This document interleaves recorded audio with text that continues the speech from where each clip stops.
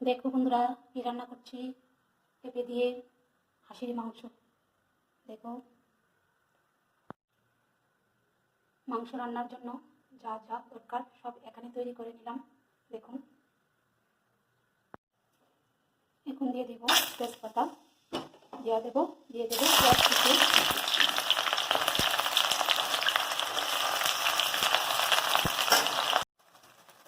মশলা ভালো করে কষিয়ে নেব। এখন দিয়ে দেব মাংস।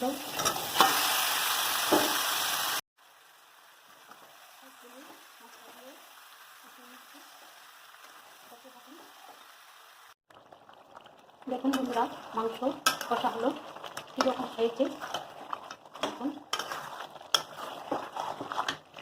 বন্ধুরা, হাঁসের মাংস রান্না হলো, দেখুন কেমন হলো।